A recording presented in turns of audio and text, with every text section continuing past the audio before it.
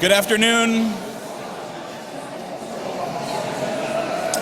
Good afternoon. Hello.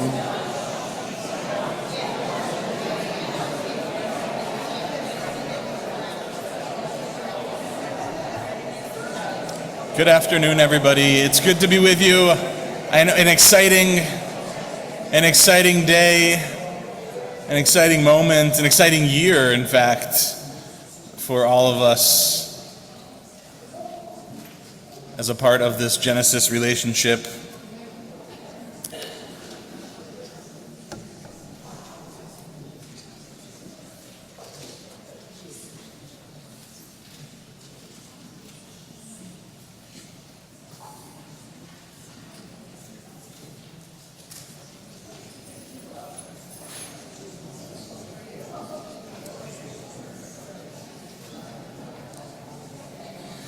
Good afternoon. It is wonderful to be here with all of you today as we celebrate 50 years of this extraordinary relationship between St. Clare's Episcopal Church and Temple Beth Emeth.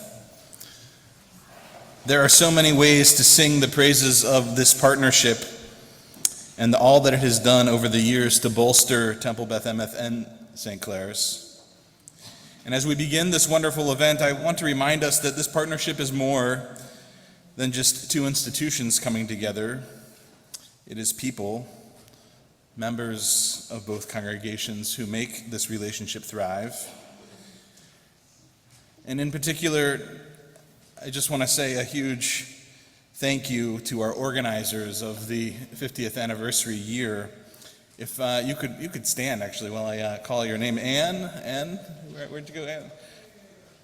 Ann is in the back. Yes, Ed Goldman, Ed, Mary Lou, and Bill. Where is Bill Parkus? Bill, there he is.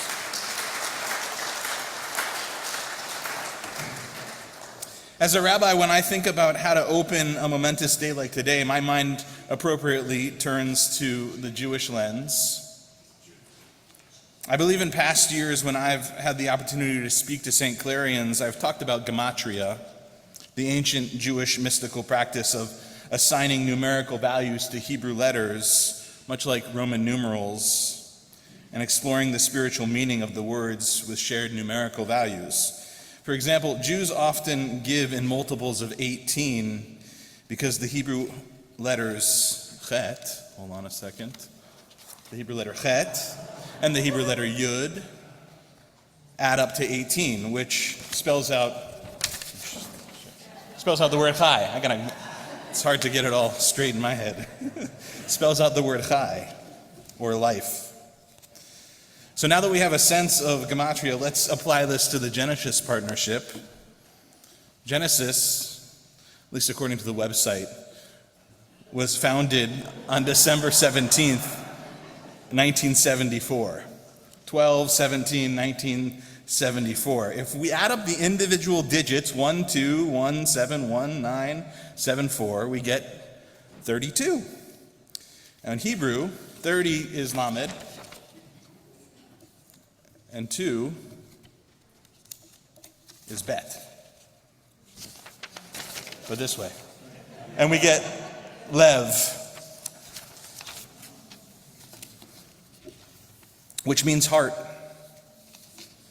And the more I've learned about Rabbi Bruce Warshaw and Reverend Doug Evatt, it's clear that there was a deep heart connection between the two of them. One that inspired St. Clare's to welcome TBE into this shared and sacred partnership. Now, let's also consider today's date, June 8th, 2025, and adding up those digits, 682025, you get 23. Interestingly, a mirror image of 32. Now, what might this teach us? As much as we cherish the spiritual and relational foundation of Genesis, we also know that this partnership has always depended on ongoing physical investment, especially, of course, in this shared building. So how might we interpret the number 23? In Hebrew, again, the second letter, we've already learned, is a bet. And the third letter is a gimel. All right, and if you put those two together, we're going to do it opposite though. If you put those two together, you get gav, or back, as in the human back. Each of you have one. Now, for decades, many of us have sat on the wooden chairs, and I saw how all of you just, came forward. You wanted to sit in these wooden chairs that have been here, I think, since the beginning of the partnership. Before even the partnership. Whew. Now, I have the distinct honor of sharing that in the coming months, your backs will rest against new chairs. Oh.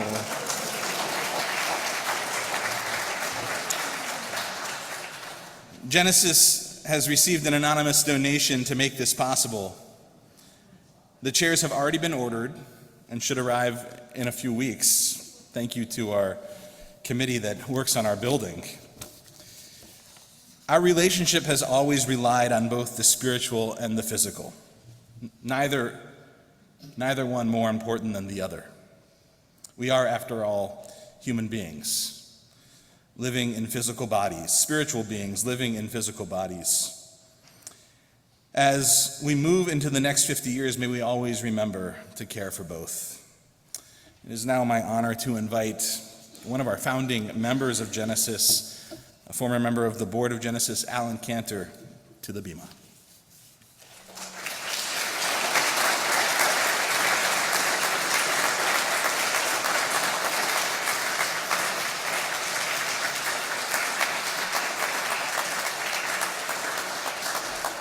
Thank you. Bishop Piri and Rabbi Jacobs. Where is Rabbi Jacobs? There he is. Reverend Clark and Rabbi Winston. Fellow congregants of St. Clair and Temple Beth Emeth and friends.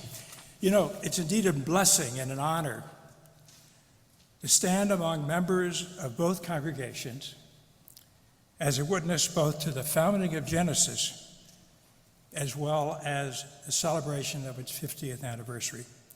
Certainly, a 50th anniversary of any relationship is important. I know that, and you'll know that soon enough. We recognize the celebrants, whoever they may be, for their determination, their perseverance, and the dedication that sustained it. And in the case of organizations, we acknowledge the generosity of those who contributed to them. And certainly in the case of Genesis, we pause to acknowledge the contributions of families from both St. Clair's and Temple Beth Emeth who made this possible. Many of those families are here today, and there are even more whom we can only remember and express our gratitude for their commitment and generosity more than 50 years ago. But Genesis is not an ordinary relationship. Genesis of Ann Arbor, the partnership between Temple Beth Emeth and St. Clair's Episcopal Church, is one of the earliest formal documented instances where two congregations from different faiths planned and executed the construction and joint ownership of a worship facility. This arrangement has served as an inspiring model for other interfaith collaborations across the country. So, we must ask, what's been the secret for this unique 50-year experience of Christians and Jews worshiping in the same building and becoming an inspiring model for the nation? We all know the answer. This 50-year relationship was built on a foundation of friendship, trust, and mutual respect. We ask, why is friendship so important to us? Because friendship leads to trust and mutual respect, which is essential to any long-term relationship. We know that in any long-term relationship, things usually go smoothly, but occasionally disagreements do arise. And those of us who have been around this building for a while know this to be true.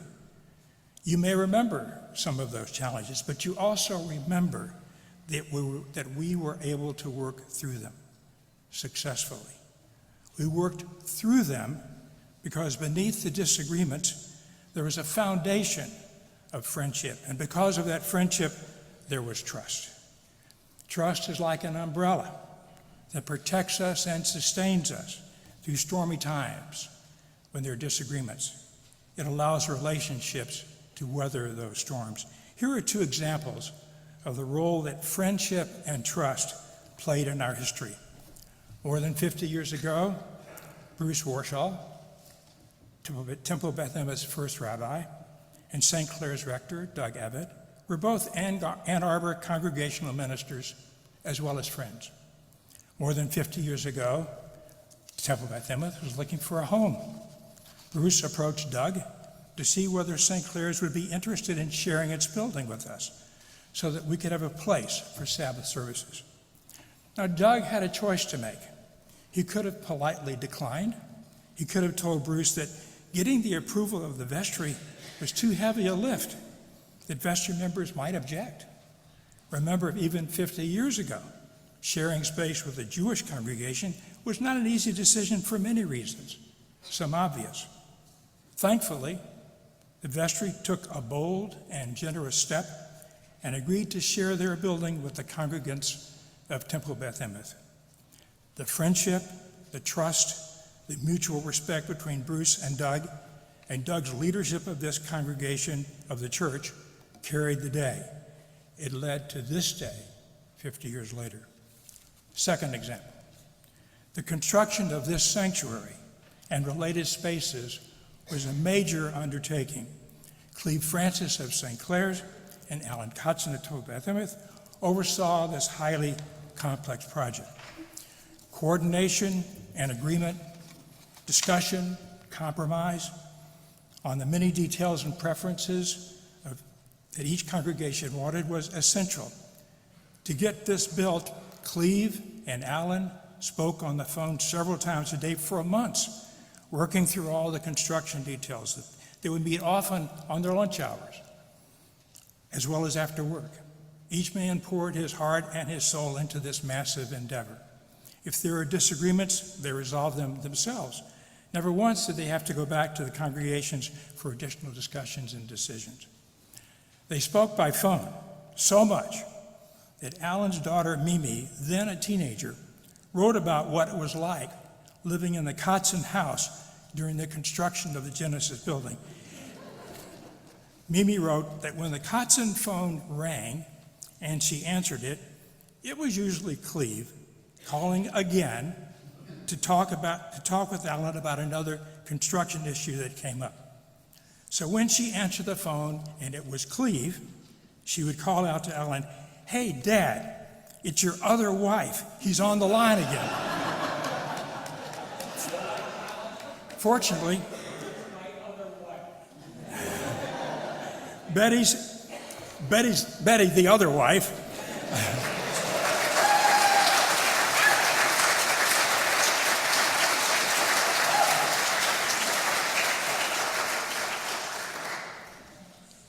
Betty, the real wife, we think, tolerated this other wife in her usual cheerful way.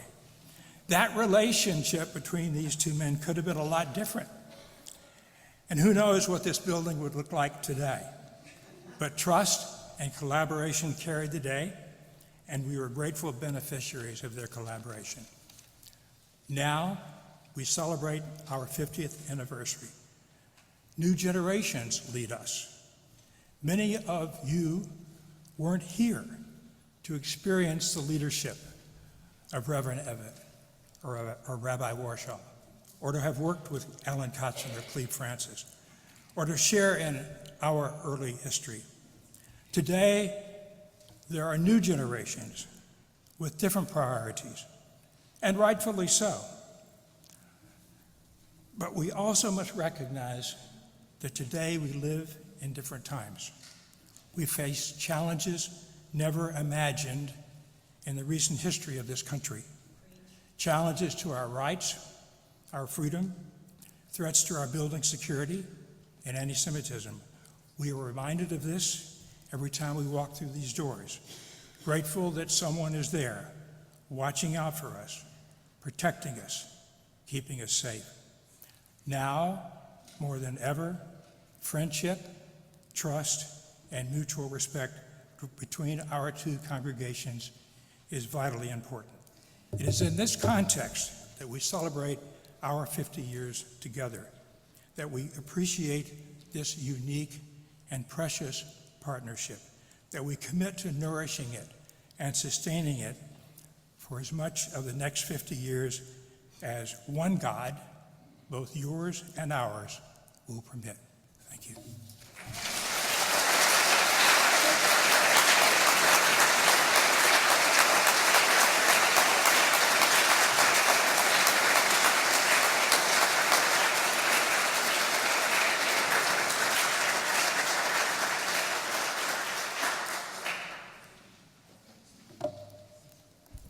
Thank you, Alan. It's my turn to introduce our next speaker, the Right Reverend Dr. Bonnie Perry, who is the 11th Bishop of the Episcopal Diocese of Michigan, which is the semicircle around Detroit that goes out kind of toward Lansing and Jackson. Before becoming our bishop in February 2020, she was the longtime rector of All Saints Episcopal Church in Chicago, which was and still is a vibrant hub for social justice work locally, nationally, and internationally. Bishop Bonnie is well known in the Episcopal Church and beyond for being a community organizer, both inside and outside the church. She has been throughout her career a pioneer and a powerful voice for LGBTQ inclusion and equality, and has brought her organizing sensibilities here to Michigan, where, among other things, she's a leader in the End Gun Violence Michigan initiative and a member of Michigan's first ever statewide LGBTQ+ commission. She and her wife, the Reverend Dr. Susan Harlow, live in Detroit with their two very cute and, from what I can tell, moderately well-behaved dogs, Tally and Jasper. And there are many other notable credentials that I leave out in this biography, but since trust and relationship passes best from hand to hand, I will also say that in my 3.5 years here, I have come to really like and trust Bishop Bonnie and found her to be a wise leader and someone who genuinely enjoys the work of building community, whether that is towing strangers off the rocks on our youth group kayak trip on the Huron River, or leading a lobbying day in Lansing, or talking about building connection through capital campaigns. So we're so grateful you're here to be with us, Bishop Bonnie. Thank you.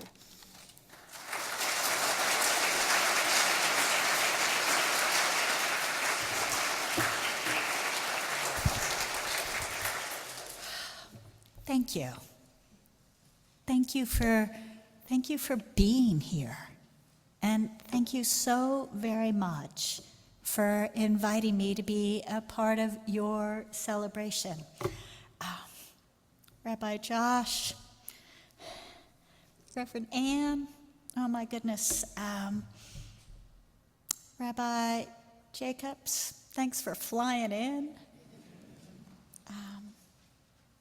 The Genesis board, sporting medals. I like that. And the good people of Temple, Beth, Emeth, and all of St. Clair's. I am so excited to be here to celebrate this remarkable ministry. And dear friends, we need a few things to celebrate these days. The world is hard. It's really hard, and it is getting harder and not likely to get better soon. So we need some things in which we can rejoice, have some hope. And there are two pieces of scripture that are resonating with me for this afternoon. And one is from the Hebrew Bible, and the other is from the New Testament. And the first comes from the Apostle Paul, and I have to say, Paul isn't always a fan favorite of mine.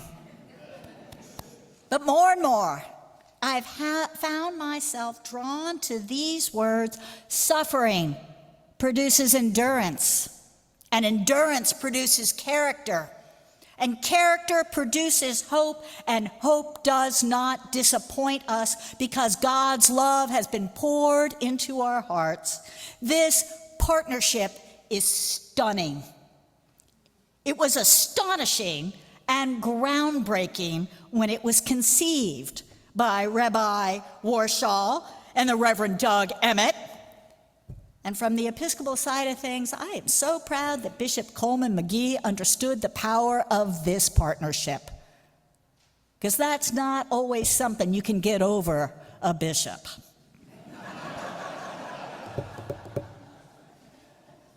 It was unusual then, and let's face it, it's not something you see today either. This is amazing and spirit-filled, and like any long-term relationship, my spouse Susan and I have been in our relationship for 37 years. We couldn't figure out the other year whether it was 36 or 37 years, and we did the math and we realized it was 36, but it felt like 37. No long-term relationship comes without its pitfalls, and yet suffering produces endurance. And you all know, you all in the Genesis board, in your DNA is encoded in you what it is to work and to wrestle and knock a problem to the ground. You have endured, and because you have endured, you have character. And that character, your character, of being able to be together, that produces hope. And as we hear, friends, in the book of Esther, I am convinced that it is such a time as this, like Esther, and for such a time as this, that you all have been called to be a witness of cooperation, of planning, a little bit of plotting, right? Outwit and outsmart the oppressors and the haters of the world and the naysayers, and instead to give life. We need hope. We need a reminder of the power of working together, the promise of compromise, and the blessing of a long-term relationship when you wake up in the morning and you turn over and you look at your beloved and you say, oh my goodness, after all these years, look at you.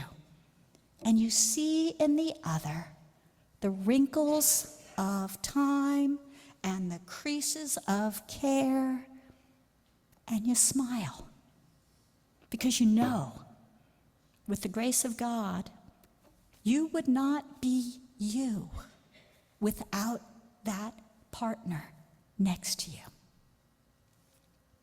We need in our world the people of Genesis, a hope and a promise that we do not have to be polarized, that we do not have to be separate and tribal, that we can be together, flourishing, changing, growing, and loving, and that even though it is a ton of work, I don't doubt it, a ton of work, that witness, your witness in this fraught world gives me hope. It is holy. Easy? No. Sacred? Yes. Friends, it is for such a time as this that you have been called. Thanks be to God.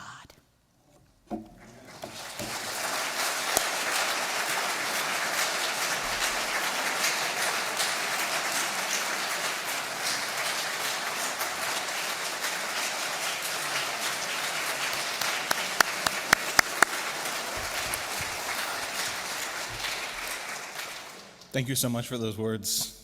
Beautiful. It's my honor to invite to, again, our Bima, Rabbi Rick Jacobs, who is the president of the Union for Reform Judaism, the umbrella organization of which Temple Beth Emeth is a member of.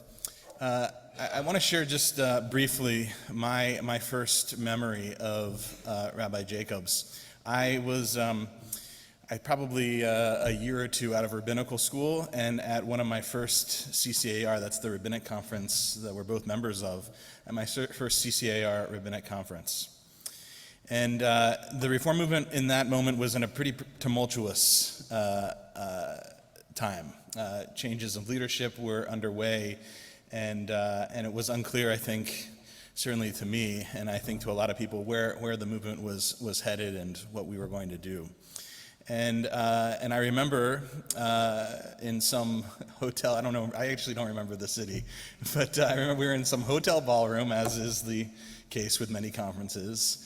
And it was clear that Rabbi Jacobs was going to become the next president for the Union for Reform Judaism, and my colleagues were sort of all in I don't know the exact word to describe it. Maybe Rabbi Jacobs does a sort of mess about what was transpiring within the union. And Rabbi Jacobs stood up in front of hundreds of his colleagues. And he talked about that week's Torah portion and the instruction that the priests are given on how to deal with the Mitzorah, the person who has leprosy. And the person who has leprosy in ancient Israel was made to move outside of the community. This is actually a teaching that I've shared in other moments too. It needs to move outside of the camp. And they're left there for 7 days. And Rabbi Jacobs went on to talk about how we might find issue with the idea of moving somebody outside of the camp, but that it doesn't stop there, that it is then the priest's responsibility to go out and to make sure that that person is healing, that that person finds a way back into the camp, that when we're in distress, that we must ensure that we can be shepherds to each other, that we can be priests to each other, leading each other back into the camp. It is a teaching that I think represents so much of who Rabbi Jacobs is, who I've known him to be over these many years that I've known him now in his leadership of the Reform movement. It's an honor to have you here, Rabbi Jacobs, and it's an honor to share the Bima with you.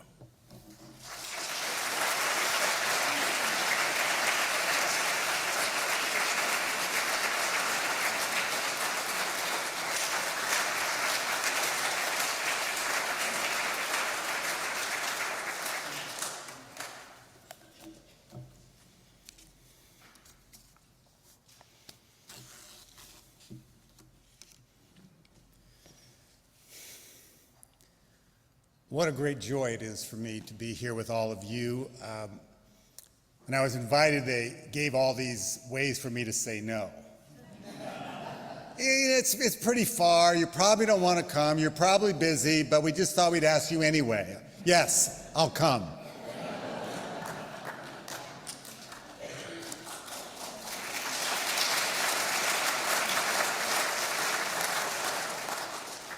Of course I was going to come, because there's never been an invitation from anything like Genesis to a bishop or to a rabbi, so you bet we're going to show up. And to celebrate this moment, 2 remarkable congregations. One would be enough, but you have 2. One Jewish, one Christian, and you came together 50 years ago to do something that had never been done before, and I'm sad to say, hasn't been done again. But that's part of our work. We're going to get busy with that. So the book of Leviticus, I was going to talk about Paul, but I figured.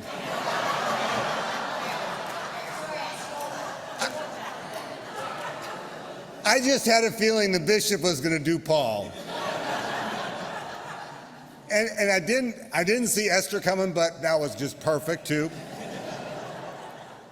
But I couldn't not reach to the book of Leviticus, where it says, "V'kidashtem et shanat chamishim shana."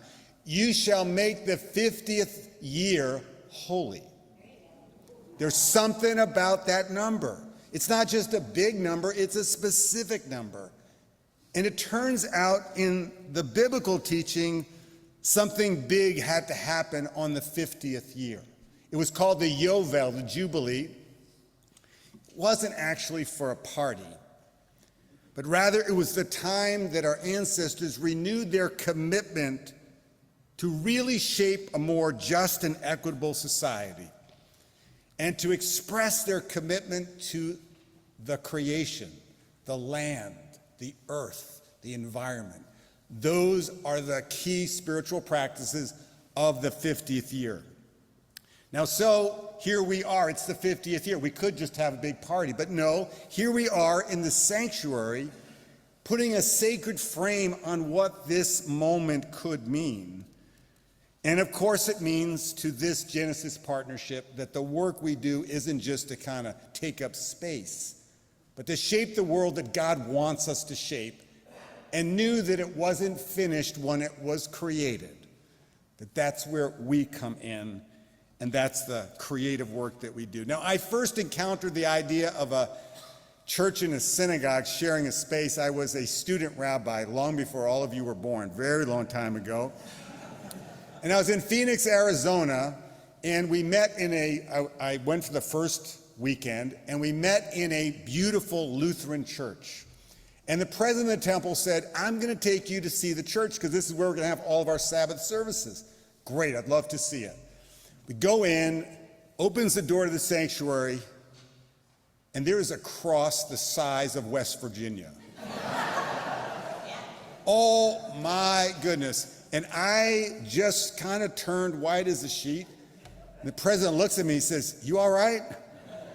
And all I was trying to do is figure out how are we going to somehow, week in and week out, find our voice in that space. And he kind of got wind, maybe I was a little uncomfortable or nervous. He said, wait till we come back tonight for services. Trust me, you'll be happy.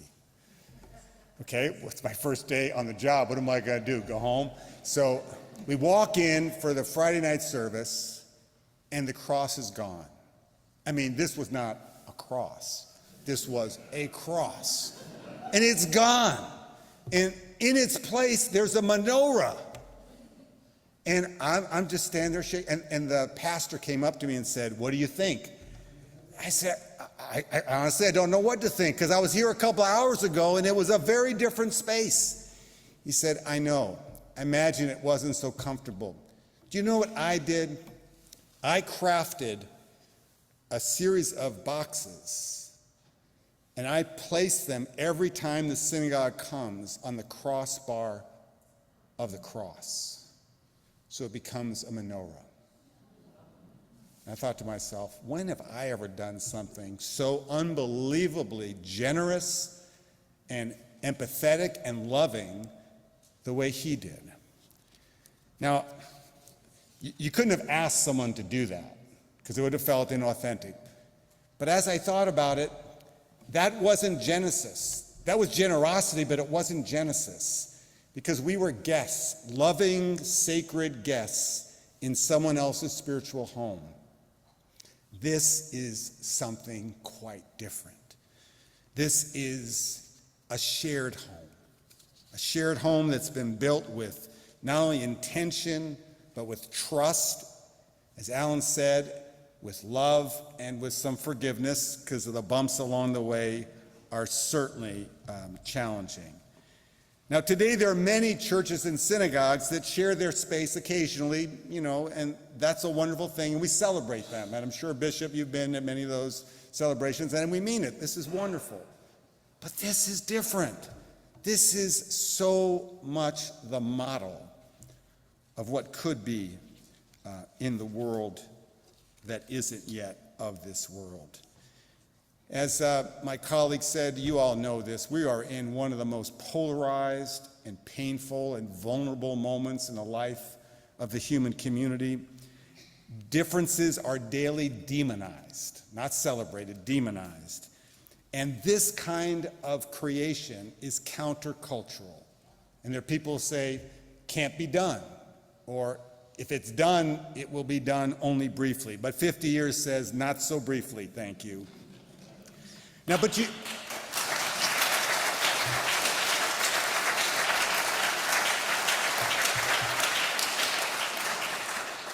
you don't have to go to Washington, D.C. to get a glimpse of the polarization. It actually sometimes is right nearby. So it was a few years back when Rabbi Winston so generously invited me to come be a part of this congregation.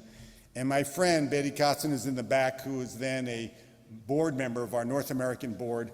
She said, "You're coming to my synagogue, I'm sending you a gift." She sent me Go Blue Michigan socks. I mean, I didn't quite know what to do. I opened it up and I said, someone just sent me socks. I think Betty meant for me to wear the socks. So I'm, I understand you send a thank you note, but then put the socks on. So I put the socks on very proudly, and I didn't totally think about my journey to get to Beth Emeth. I first had to go to the congregation in East Lansing.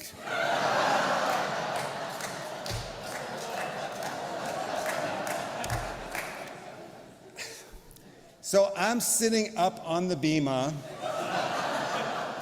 waiting for my moment to share a few words before I'll get in the car and I'll come to Ann Arbor. But while I'm waiting to be introduced, the congregation is glaring at me. I mean, nobody is just going, they're all just glaring at me. And I realize something's amiss. And my trousers came up a bit, and there are the bright maize and blue Michigan socks. Friends, you don't have to go to Washington, D.C. to realize that we actually have some tribal tensions that can sometimes undo us. Where were you when I needed you? I know they make green socks too, but I didn't have any. Friends, for much of the past 2 millennia in the history of Christians and Jews, there's been way too much suspicion, antipathy, and even hatred. Thankfully, we now have figured out that Leviticus also has a chapter 19 where it says, "Ve'ahavta l'reacha kamocha," love your neighbor. And that is a new chapter that you are helping to write in this millennia-old story. It turns out that this partnership isn't just between 2 great congregations, which it is. I want to just say a sentence about the Episcopal and the Reform Jewish. They fit together quite beautifully. It's not just 2 congregations. We have so much common liberal faith that undergirds who we are, what we do in the world, what we do here in Ann Arbor, what we do everywhere along the way. And it was early this year, I met the new presiding bishop of the Episcopal Church, Sean Rowe, as the Reform Jewish movement and the Episcopal Church came together and galvanized a whole series, 24 denominations, to stand strong against the new administration in Washington and to say the freedom to worship is sacred. It's been given to us not only by our sacred books, but by this country. And we will not stand for it to be eroded and changed. So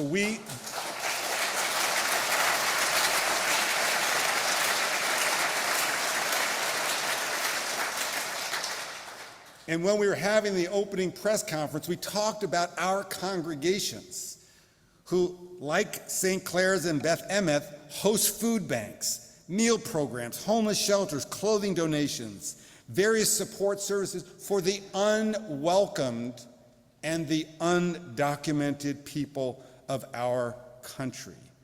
And we will not stand idly by while any administration says to us that's not something to do and makes us suspicious about the people who walk in the door. We will not do that. So our denomination stood together strong and said in a lawsuit against this administration, we will stand our ground for what is right because it is the foundation of who we are.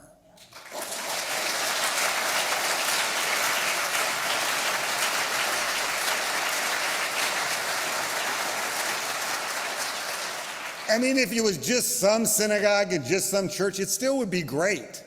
But it's not.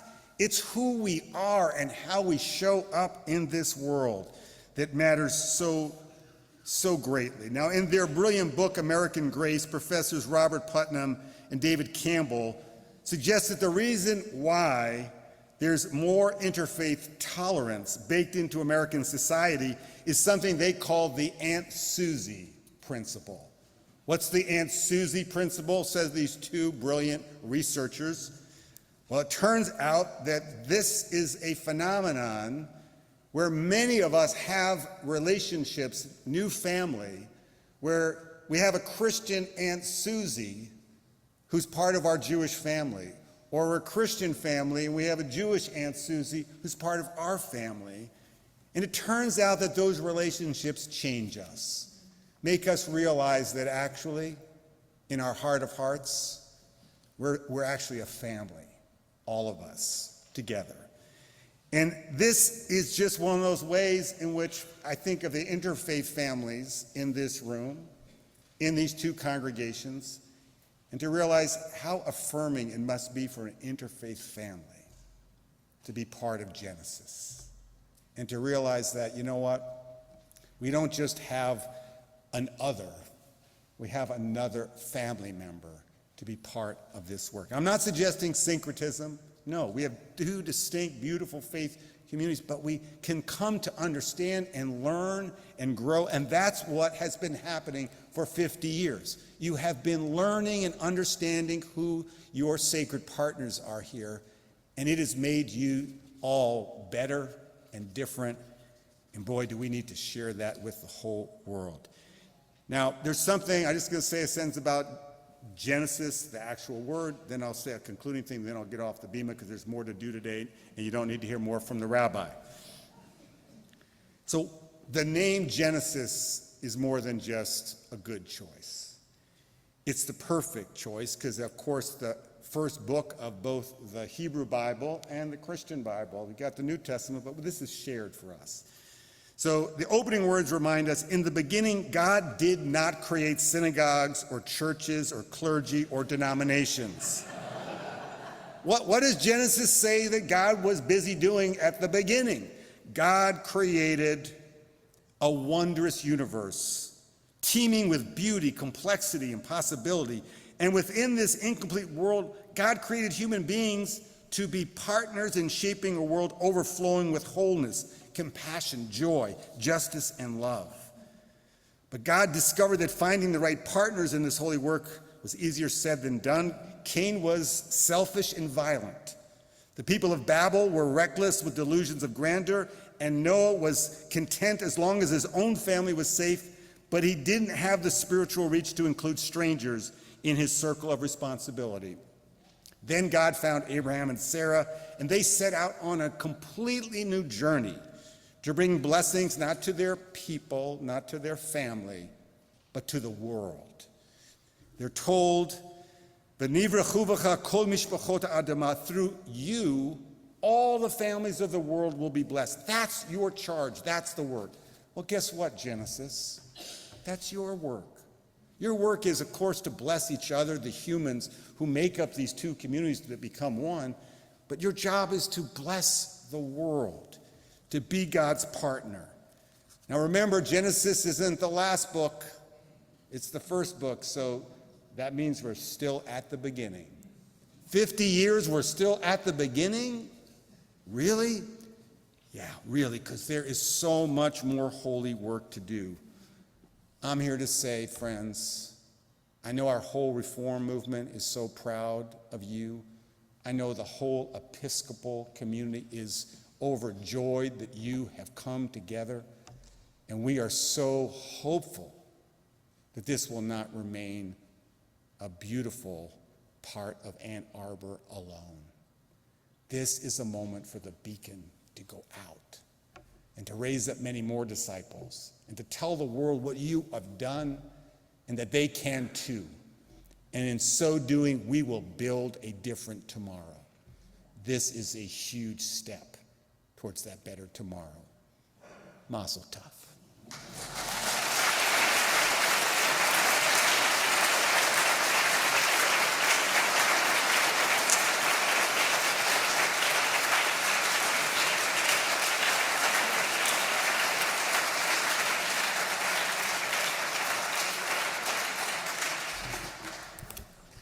Thank you so much, Rabbi Jacobs, for being here and also for those wonderful words. That was wonderful. So I'm the concluding voice here. Before we all go, when we were envisioning this, we thought this actually isn't just about listening to, named leaders do this. It's about something that we can all participate in. So that's what the second half will be as we go out from this space to 2 other spaces. But to conclude, I think a lot about our ancestors here in my work, certainly more than any other community I've been a part of. I'm not totally sure why. Perhaps it has to do with the compelling story of Dr. Inez Wisdom and Gertrude Griffith, who lived here 80 years ago and gave this land for St. Clair's beginning. Out of their partnership, which they could never name or declare publicly in those times, came both quiet and very public witness for justice. The medical care they gave to those who couldn't afford it out of their house, the chapel that they and their community built right outside, in part as a counter witness to the bomb shelters that were very popular in Michigan at the time. And then finally, a gathering place that by the evidence was one where women's leadership and children's growth and flourishing were put at the center from the very beginning. I feel that DNA that they established still present here so many years later, and I am inspired by it and want to follow their example in the context of our own day. But maybe too, I think of our predecessors, our ancestors, often because I am also afraid of following in the mistakes that they made. They were all humans, this community that came before us. And some of their choices were disastrous, and they hurt people, and they hurt this community. And those scars are a part of our story, and they always will be, although I give thanks for the healing and the life that has sprung up after the hurt, the learning that we have done together. I think maybe I also think of those who came before us because our relationship lives in the wake of both the deep connections and also the deep conflicts that have existed among Jews and Christians over those 2 millennia.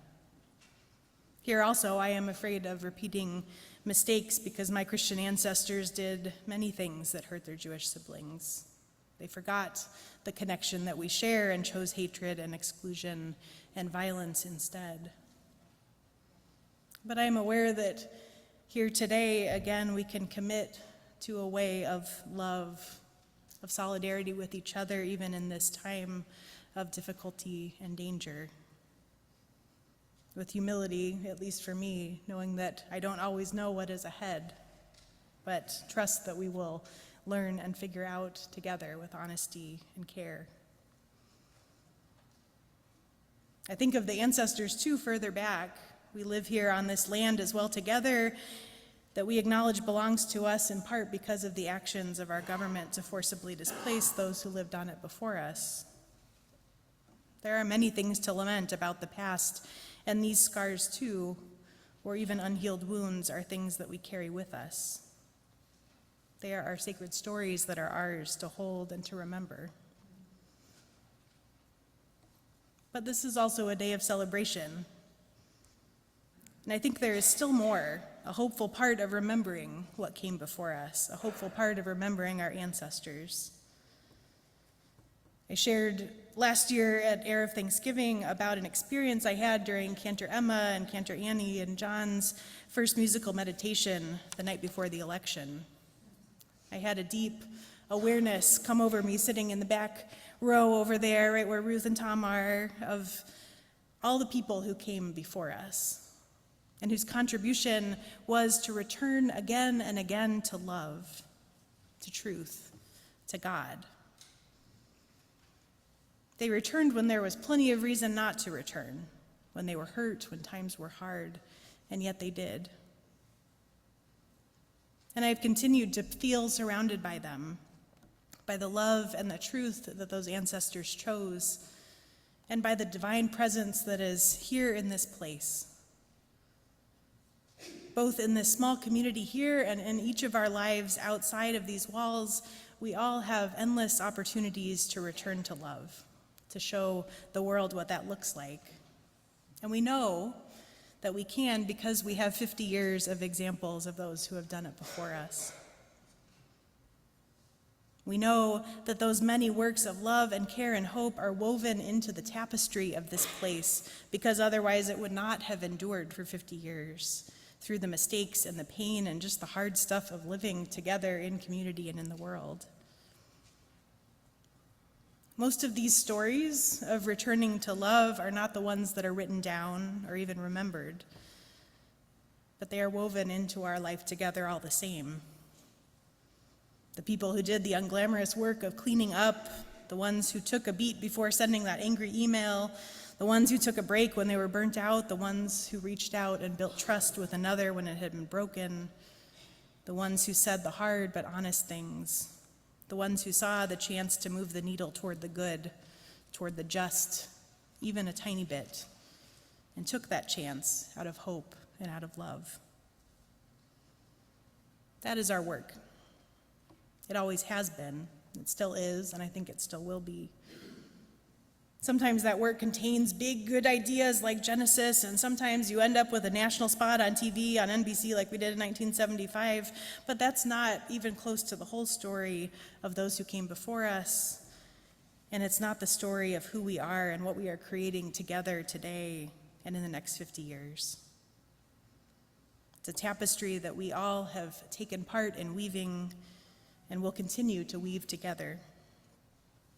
And I'm awfully glad to be a part of that work, that weaving, that constant creation of a story, a reality, a building, a community where love wins out, where hope is shared, where trust is forged in the collective work for justice and goodness in a world that is looking for those things. So may it be so in the 50 years to come as it has been so far. And may we, feeling the community that these ancestors and we have built at our back, be filled with courage to continue to move that needle toward the good, toward the just, toward the kind, and toward the loving for the next 50 years and beyond that. So it's my job to give us instructions for how to go forward for the next part. All right?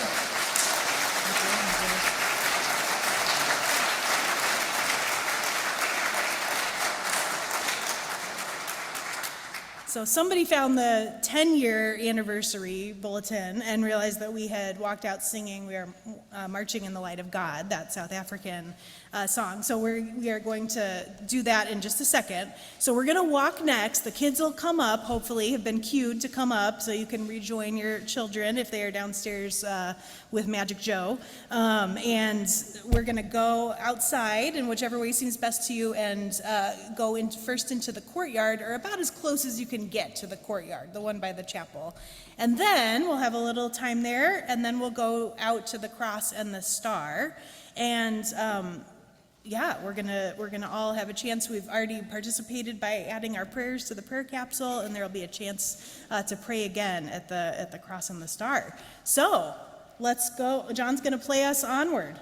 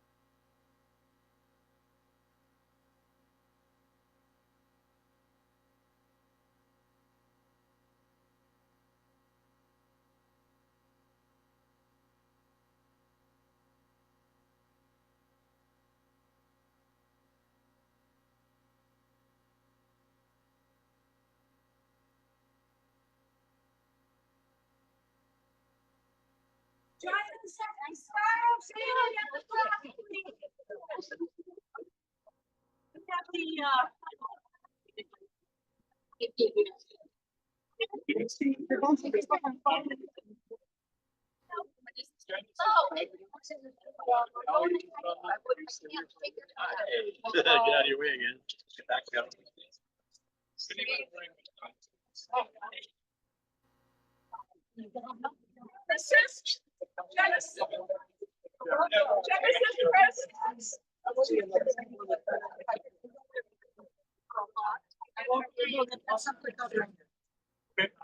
Something over. I don't know. It's all up to you, Arlo. I don't want to write.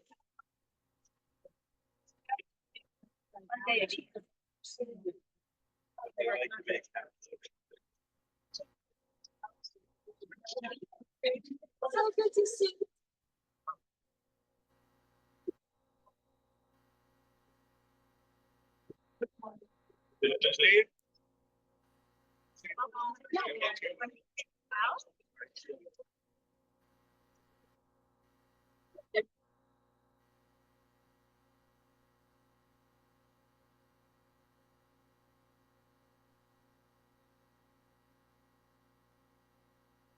How are you? Don't leave. Talk about. No, no.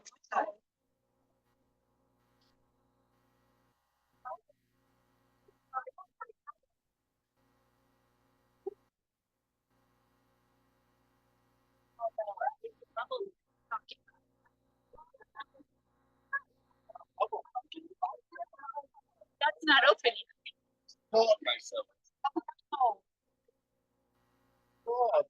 Yeah, to your still. Or anyone.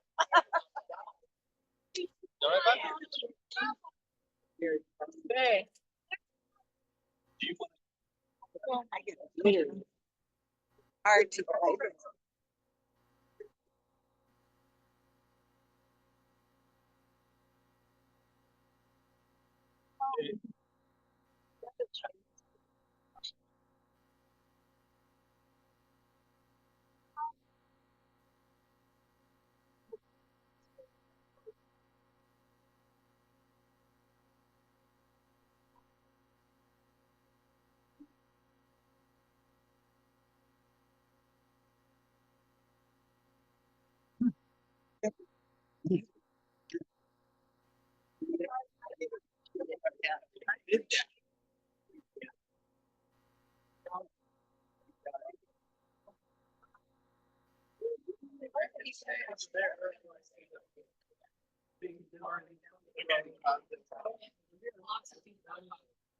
What's my biggest one?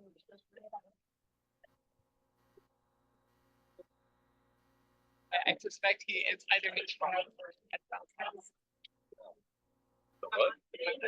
Oh, He had found him. it's fun. There are worse things.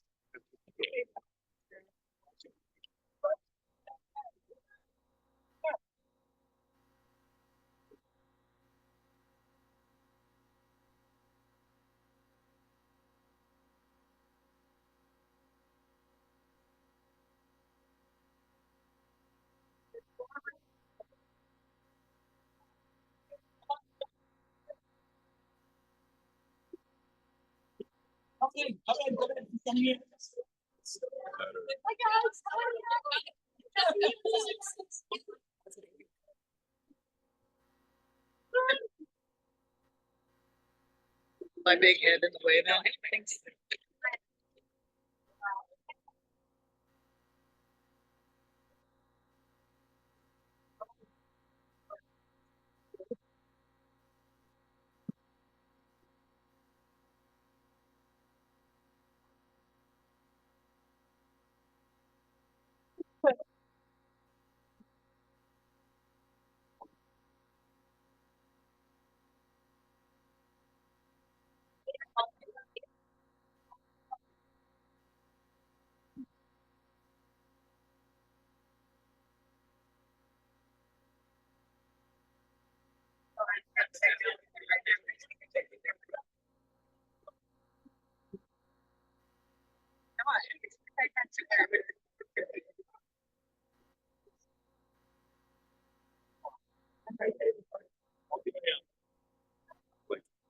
Yeah.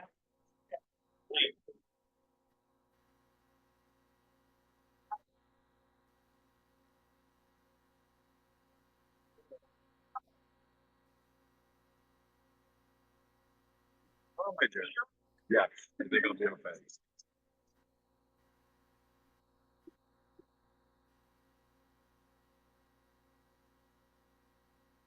Plan. Come on down. If you want, you can still kind of hang in if some people want to come down here. This end or that end, it's good too.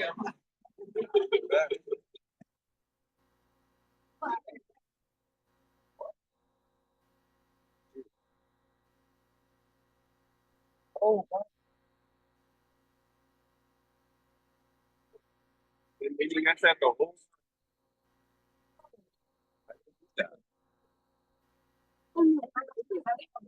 All right. The only problem with moving around a lot is that we get loud, we have to be quiet. You know, it takes a few moments to really get settled in and just be present here. Just what was it, a week or two ago? A week ago, actually. I think the tri board meeting, yes, a week ago.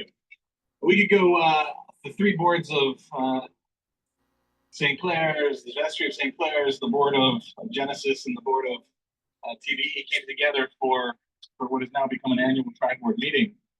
And in that meeting, we talked a lot about values, about shared values. Those of us that were there, of course, will remember that.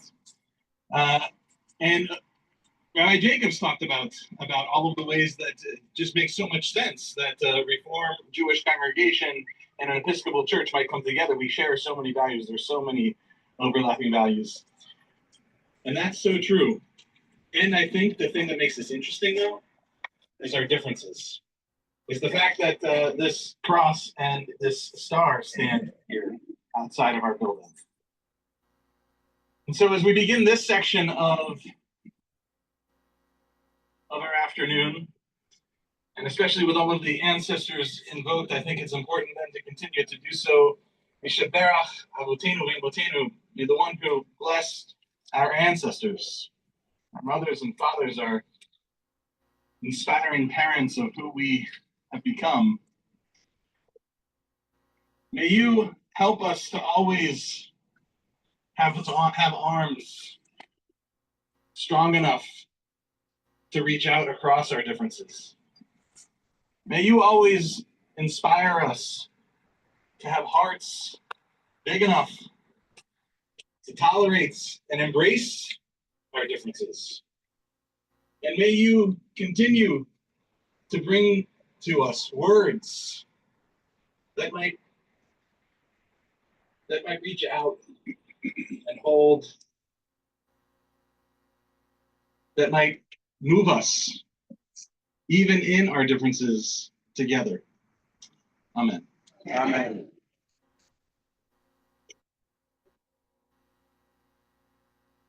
So you might be wondering why we have ribbons in our hands. So it was hard to imagine having these kinds of prayers and having the ceremony without a chance to, symbolically participate. So we had the prayer capsule. That was sort of our internal prayer for our community. But here we are, the place of our public witness, the place that this stood for 50 years as a sign. My realtor told me about it before I moved here. I was like, I know the place. So we're gonna weave some prayers together. So you're holding a ribbon. Take a moment and pray for something in this world that is so much in need of healing.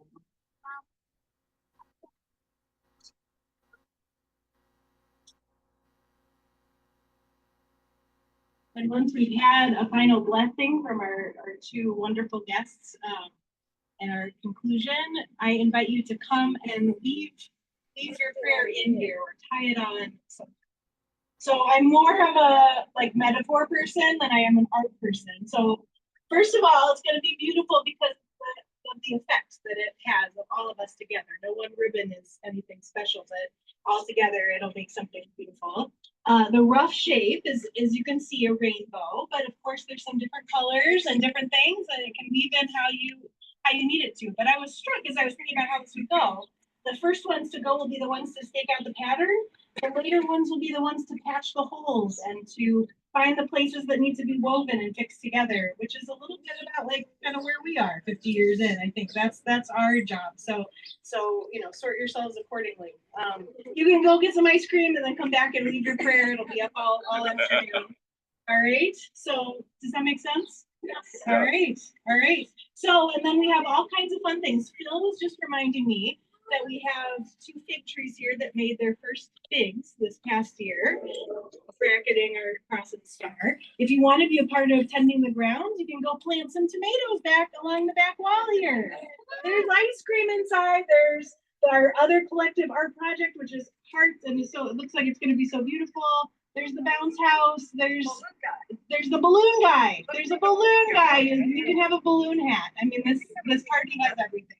So one more big thank you before our final prayers to the 50th anniversary committee. This was not the easiest thing to plan, and they made a beautiful thing.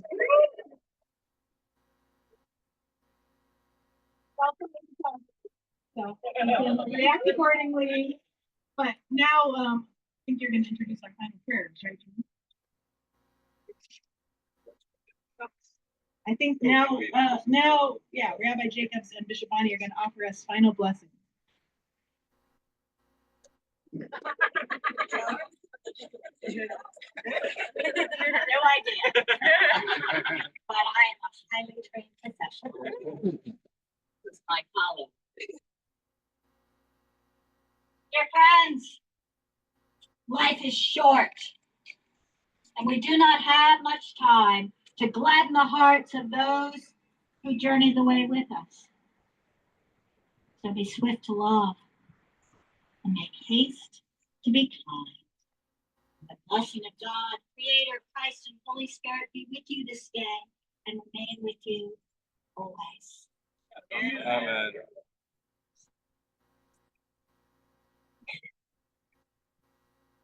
God is